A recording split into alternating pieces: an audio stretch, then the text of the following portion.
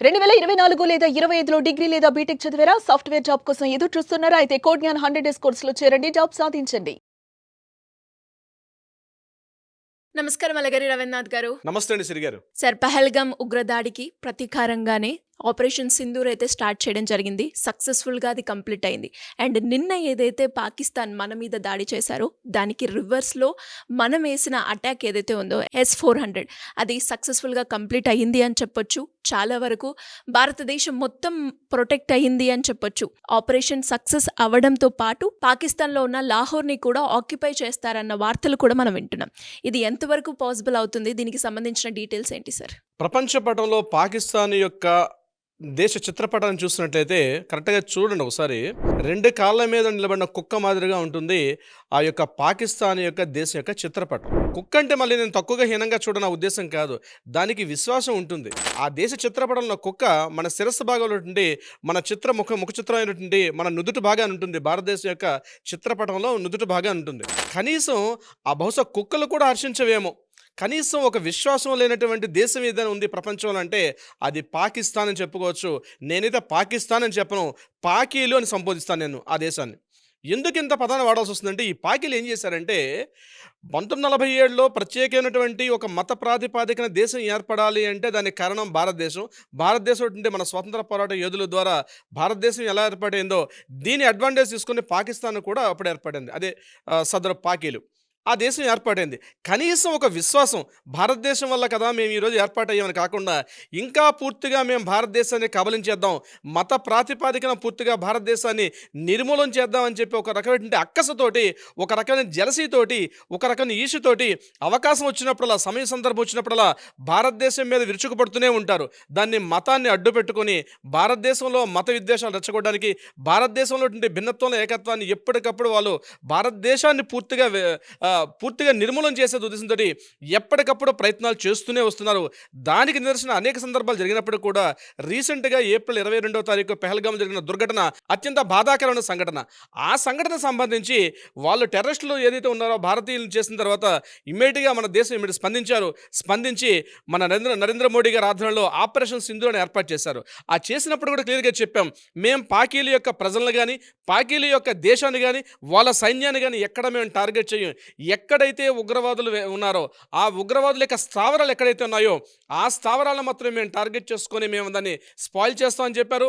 అనుకున్నట్టుగానే మే 6వ తారీఖు అర్ధరాత్రి 2:40 భారతదేశంలో మన సైన్యం, అటు మిలిటరీ వాళ్ళు, అదేవిధంగా ఐఏఎఫ్ ఇండియన్ ఎయిర్ ఫోర్స్ వాళ్ళు ఇద్దరి ఆధ్వర్యంలో కలిసి పాకిస్తాన్లో ఎక్కడైతే ఉగ్రవాద స్థావరాలు ఉన్నాయో బహల్పూర్ కావచ్చు, ముడికి కావచ్చు, అదేవిధంగా లాహోర్, కరాచీ ఎక్కడెక్కడైతే ఉన్నారో ఆ ప్రదేశంలో 9 రకాల స్థావరాల్ని ఒకేసారి 25 నిమిషాల వ్యవధిలో పూర్తిగా భస్మీపట్నం చేశారు. సుమారుగా 100 మందికి పైబడి ఉగ్రవాదులు పూర్తిగా దుర్మరణం పాలయ్యారు. ఇది యాక్చువల్ జరిగిన సంఘటన. అయితే అక్కడితో ఈ పాకీలు ఆగుతారనుకుంటే అక్కడితో పాకీలు ఆగలేదు. వాళ్ళు చేసిన పని ఏంటంటే ఇమీడియట్గా ఆ దేశ ప్రధాని, ఆ దేశపు ఎవరైతే జనరల్ ఉన్నాడో, ఎవరైతే మిలిటరీ జనరల్ ఉన్నాడో అతను భారతదేశం మీద అక్కసన వెలగొక్కుతూ మేము ఆ యొక్క భారతదేశం మీద అటాక్ చేస్తామని చెప్పి గడిచిన 2 రోజులుగా మేకపోతూ గాంభీర్యాన్ని ప్రదర్శిస్తూ రకరకాల పేటరేగిపోతూ రకరకాలుగా మాట్లాడడం కూడా జరిగింది. అనుకున్నట్టుగానే నిన్న 8వ తారీఖు రాత్రి అనుకోని విధంగా ఒకేసారి ఏం చేశారంటే 16 రకాల మిసైల్స్ని భారతదేశం మీదకి ప్రయోగించారు. అది కూడా ఇక్కడ అమృత్సర్,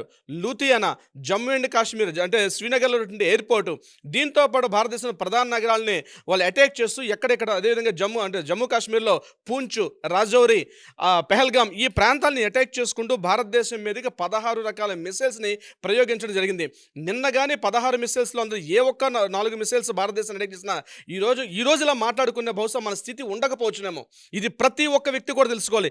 ఈరోజు 9వ తారీఖు నాడు ఈరోజు మనం ఇలా మాట్లాడుకుంటున్నామంటే నిజంగా దీని అంతటికి ఒక కారణం అంటే భారతదేశం యొక్క మిలిటరీ వ్యవస్థ, భారతదేశం యొక్క రక్షణ వ్యవస్థ, భారతదేశ యొక్క త్రివిధ దళాలంటే నేవీ, ఎయిర్ ఫోర్స్, అదేవిధంగా మిలిటరీ, ఈ 3 రంగాల్లో ఉన్నటువంటి ప్రతి ఒక్క జవాన్తో సహా ఎంతోమంది ఈరోజు అక్కడ రాత్రనగా పగలనక వాళ్ళ పహారా కాస్తూ నిన్న ఆ మిసైల్స్ పాకిస్తాన్ ప్రయోగించిన 16 రకాల మిసైల్స్ని, అత్యంత దుర్భేద్య మిసైల్స్ని, వాటిని అత్యంత దీనికి ఏం చేశారంటే ఆకాశంలోనే వాళ్ళు ఏదైతే మిసైల్స్ వస్తున్నాయో ఆకాశంలో ఆ మిసైల్స్ని మరలా మన భూమికి తాకకుండానే మన నేలకి తాకకుండానే ఆకాశంలోనే వాటిని నిర్మూలన చేసేశారు.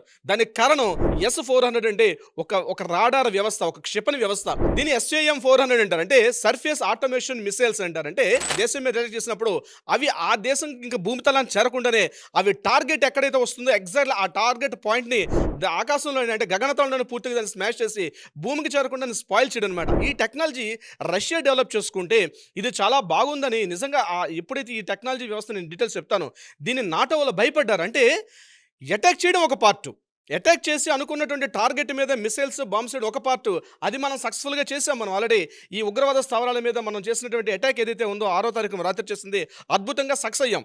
అయితే ఇమీడియట్గా వాళ్ళు ఏం చేస్తారంటే రివెంజ్ తీర్చుకున్నట్టుగా పాకీలు ఏం చేశారు, ఇమీడియట్గా మన మీద 16 రకాల పాయింట్స్.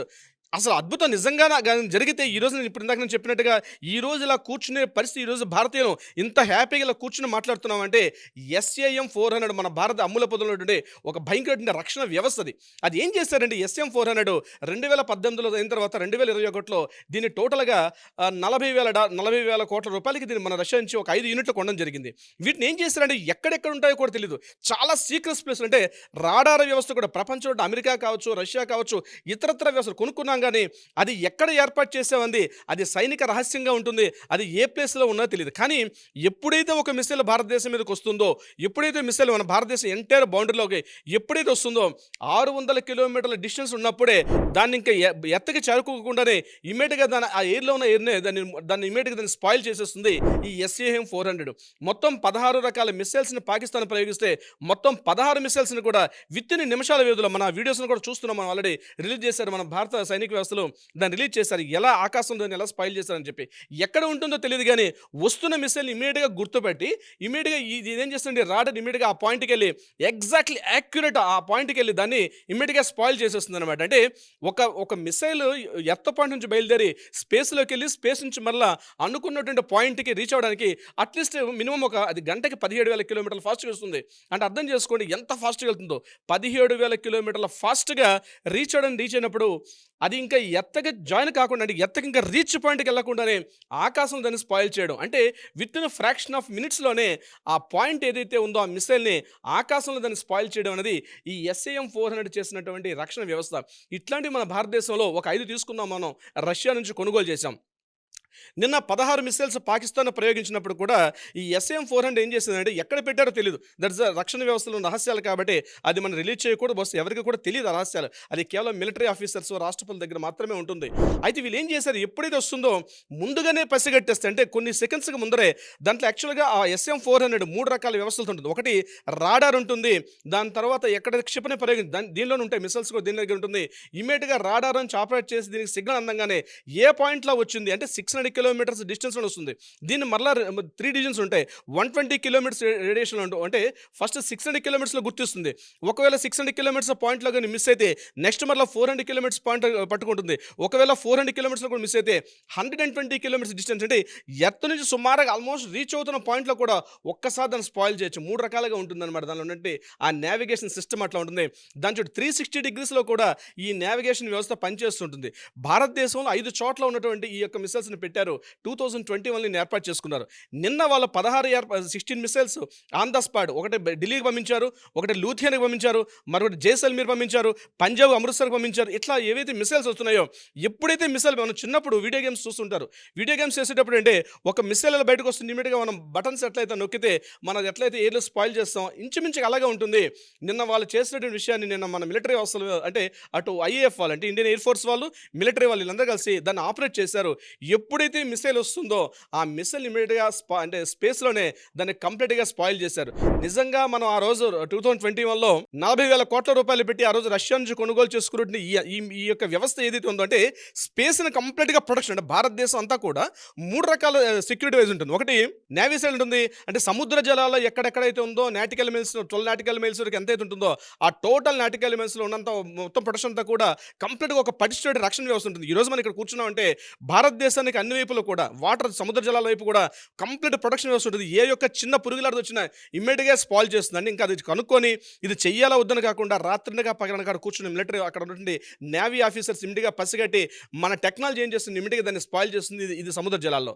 రెండవది ఇప్పుడు నేను చెప్పిన ఎయిర్ ఫోర్స్, అంటే ఆకాశంలో ఏమైనా గగనతలంలో మిస్సైల్స్ వస్తే ఆ మిస్సైల్స్ని స్పాయిల్ చేయడం కోసం చెప్పి ఇది ఒక వ్యవస్థ. ఇది కాకుండా మిలిటరీ పరంగా అంటే బై రోడ్ ఎవరైనా అంటే అరణ్య మార్గం గుండా కావచ్చు, కొండల మార్గం పర్వతాలు ఇట్లాంటివి తీసుకొచ్చేటప్పుడు మిలిటరీ ఫోర్స్, అంటే ఈ 3 రకాల వ్యవస్థలు కూడా చాలా పవర్ఫుల్గా భారతదేశాన్ని ప్రొటెక్షన్ చేస్తూ ఉన్నాయి. మనం ఆల్రెడీ ఐఎన్ఎస్ విక్రాంత్ ఉంది, మనకు సముద్ర జలాల్లో ఐఎన్ఎస్ విక్రాంత్ ఉంటుంది. అంటే ఎంటైర్ ఈస్ట్ వెస్ట్ సౌత్లో కూడా ఐఎన్ఎస్ విక్రాంత్ యొక్క పవర్ఫుల్ కూడా అలాగే ఉంటుంది. అంటే కంప్లీట్గా ఒక రోడ్ ఎలా ఉంటుందో కొన్ని కిలోమీటర్ల పాటు ఐఎన్ఎస్ విక్రాంత్ పై నుంచి రాడార్స్ మిసైల్స్ వెళ్ళడానికి కోసం చెప్పి ఐఎన్ఎస్ విక్రాంత్ కంప్లీట్గా ఒక సైడ్ ఉన్నప్పుడు కూడా కంప్లీట్గా సౌత్ ఈస్ట్ వెస్ట్ ఈ జోన్ మొత్తం పరిధిలో ఉంటుంది ఐఎన్ఎస్ విక్రాంత్. SAM-400 భారతదేశం ఎత్తపాట్లో ఉంటుంది. ఎక్కడైనా భారతదేశంకి ఎవరైనా మిసైల్స్, ఇప్పుడు మనం ఈరోజు హైదరాబాద్లో ఉంటున్నాం అంటే ఎంతో టెక్నాలజీ, ఆ టెక్నాలజీలో ఆరితేరి కొంతమంది టెక్నీషియన్స్, కొంతమంది వాళ్ళని మనం ఏమిచ్చి కూడా రుణం తీర్చుకోలేం. అట్లాంటి వాళ్ళు ఏం చేస్తున్నారంటే భారతదేశం మీదకి ఇటువైపు నుంచి కూడా ఏ యొక్క శత్రుముఖులు కూడా భారతదేశం మీదకి దాడి చేయకుండా వాళ్ళు రాత్రనగా పగలనగా అక్కడగా పహారా కాస్తారు. సముద్ర జలాల్లో కొంతమంది పహారా కాస్తున్నారు. బై రోడ్ అంటే నేను చెప్పేది ఎత్త ఫేస్ మీద, ఎత్తపైన కొంతమంది పహారా కాస్తున్నారు. నిన్న వాళ్ళు చేసిన 16 మిసైల్స్లో ఏ ఒక్కటి ఈరోజు ఎత్తకి చేరుకొని అట్లీస్ట్ లూథియానా, అమృత్సర్, ఢిల్లీ ఇట్లాంటి పార్లమెంట్ కావచ్చు, ప్రధానమంత్రి నివాసం కావచ్చు, ఏ ఒక్కటి రీచ్ అయినా ఈరోజు భారతదేశం యొక్క పరిస్థితి చాలా అగమ్య గోచరంగా ఉండేది. కానీ ఎప్పుడైతే ఆ 16 మిసైల్స్ ఇమీడియట్గా మన వాళ్ళు స్పాయిల్ చేయడం, అట్ ద సేమ్ టైం ఇమీడియట్గా లాహోర్ పోర్టు మీద కూడా మన వాళ్ళు అటాక్ చేశారు. లాహోర్ ముఖ్యంగా కరాచీ పోర్టుకి ఐఎన్ఎస్ విక్రాంత్ వెళ్ళి నిన్న కరాచీ పోర్టును చేశారు. లాహోర్లో ఉన్నటువంటి పోర్టులో 16 నౌకలను కూడా నిన్న స్పాయిల్ చేయడం జరిగింది. ఈ రోజు బహుశా నేను అనుకుంటాను లాహోర్ను కంప్లీట్గా క్యాప్చర్ చేస్తారని అనుకుంటున్నాను. ఆల్రెడీ 1971లో లాల్ బహదూర్ శాస్త్రి గారు ప్రధానమంత్రి ఉన్న సమయంలో అప్పుడు కూడా లాహోర్ వరకు కూడా తరిమి కొట్టారు. అప్పుడు శాస్త్రి గారు అంటే ఎప్పుడైతే జవహర్లాల్ నెహ్రూ గారు చనిపోయిన తర్వాత శాస్త్రి గారు వస్తే ఈయన చాలా బలహీనుడు, ఇతను భారతదేశాన్ని ఈ టైంలో ఆక్యుపై చేసుకోవాలని చెప్పి అప్పట్లో ఉన్నటువంటి అయూబ్ ఖాన్ వాళ్ళు ట్రై చేసినప్పుడు లాల్ బహదూర్ శాస్త్రి గారు ఏం చేశారంటే 1971లో లాహోర్ వరకు తరిమి కొట్టారు. ఆ రోజు కూడా లాహోర్ ఆక్రమించుకోవాల్సిన పరిస్థితి వచ్చింది. లాహోర్ మనం విన్నయం అయినప్పటికీ కూడా పోనీలే వాళ్ళ దేశం మనం ఎందుకు ఎంటరాలని చెప్పి శాస్త్రి గారు కేవలం ఒక సానుకూల దృక్పథంతో ఆ రోజు లాహోర్ అనే ప్రాంతాన్ని ఈరోజు ఇచ్చారు కూడా లాహోర్ని పరిపాలించుకుంటారు. బహుశా నరేంద్ర మోడీ గారి ఆధ్వర్యంలో నేను అనుకుంటున్నాను లాహోరు, కరాచీ ఈ రెండిట్లో ఏదో ఒకటి ఆక్యుపై చేసుకునే అవకాశం ఉంది. POKని ఆల్రెడీ ఆక్యుపై చేసుకుంటాం, అది డెఫినెట్గా జరిగే అవకాశం ఉంటుంది. POK కాకుండా పాకిస్తాన్ యొక్క భూభాగం లాహోర్ కానీ, అంటే వాళ్ళకి main Peshawar, Karachi, at the same time Lahore, ఈ 3 ప్రాంతాలు కీలకం వాళ్ళకి. లాహోర్ అనే ప్రాంతాన్ని ఈరోజు బహుశా నేను అనుకుంటాను ఈ రోజు నాటి జరిగే సంఘటనలో లాహోర్ను ఆక్యుపై చేసుకునే అవకాశం ఉంటుంది. ఎందుకంటే లాహోర్ ఎయిర్పోర్ట్ నిన్న స్పాయిల్ చేశారు, లాహోర్లో పోర్టు స్పాయిల్ చేశారు, అదేవిధంగా ఎయిర్పోర్ట్ కూడా స్పాయిల్ చేశారు. 2 డ్యామేజ్ అయినాయి. కేవలం లాహోర్లో ప్రధానమంత్రి యొక్క భవనం పక్కనే బాంబులు పడ్డాయి. నిన్న ఆ యొక్క పాకిస్తాన్ ప్రధానమంత్రి కూడా తలదాచుకోవడానికి అక్కడ బంకర్లోకి వెళ్ళడానికి కూడా న్యూస్లు వస్తున్నాయి. ఇది కాకుండా ఎవరైతే అక్కడ మన చీఫ్ మార్షల్ ఎవరైతే ఉన్నారో ఆ చీఫ్ మార్షల్ని కూడా దించే ప్రయత్నాలు చేస్తున్నారు. ఎందుకంటే పాకిస్తాన్ ప్రజలు 80% ప్రజలు సోషల్ మీడియా వేదిక ద్వారా తెలుస్తుంది ఈ యుద్ధాన్ని ఎవరు కూడా సమ్మతించట్లేదు. కేవలం కొద్ది మంది మంత్రులు దీన్ని ఏదో చేయాలి భారతదేశం అనుకుంటున్నారు, కానీ 80% ఆఫ్ పబ్లిక్ మాత్రం రివర్స్ ఉన్నారు. దీన్ని అదనంగా తీసుకోగలిగితే ఈరోజు భారతదేశం ఏమలుస్తుంటే POKలో అంటే పాక్ ఆక్యుపైడ్ కాశ్మీర్ ఏదైతే ఉందో ఆ పాక్ ఆక్యుపైడ్ కాశ్మీర్ని వెనక్కి పంపించి at the same time Lahore or కరాచీని లేదా అట్లీస్ట్ కరాచీ మన పేషావర్నైనా ఈ ఆక్యుపై చేసుకున్న దిశలో ఉన్నట్టుగా ఉన్నారు. ఒక్కసారి కానీ వాళ్ళ దగ్గరికి వెళ్ళి భారతదేశ త్రివర్ణ పతాకం లాహోర్ యొక్క ఆ పోర్ట్లో వెళ్ళగలిగితే ఎంటర్ ప్రపంచం కూడా మన ప్రపంచ దేశానికి కూడా సపోర్ట్ చేస్తున్నాయి. బహుశా అదే జరిగి తీరుతుంది అనుకుంటున్నాను. ఈ పాకిలికి సరిగ్గా బుద్ధి చెప్పాల్సిన సమయం ఆసనమైంది. ఇంకొకసారి భారతదేశం యొక్క మాట ఎత్తాలన్నా, భారతదేశం యొక్క వైపు కన్నెత్తి చూడాలంటే కూడా భయపడే స్థితిని ఈరోజు భారతదేశంలో మోడీ గారి ఆధ్వర్యంలో జరుగుతుంది. ఏదైతే ఈ యొక్క నడుస్తున్నటువంటి వ్యవహారం దీని అంతటి కూడా యావత్ ప్రజానికం దేశాలకి అంటే మన దేశంలోని మతాలకు అతీతంగా, జాతులకు అతీతంగా అందరూ కూడా మోడీ గారికి ఈరోజు సపోర్ట్ చేస్తున్నారు. బహుశా జై హో భారత్ అని మనం బహుశా 1-2 రోజుల్లో మనం ఎలుగెత్తి చాటే అవకాశం కూడా వస్తుంది. సిరి గారు, great information. Thank you so much. Thank you so much అండి. సుమన్ టీవీలో మీ పర్సనల్ అండ్ బిజినెస్ ప్రమోషన్స్ కోసం కింది నెంబర్కి కాంటాక్ట్ చేయండి.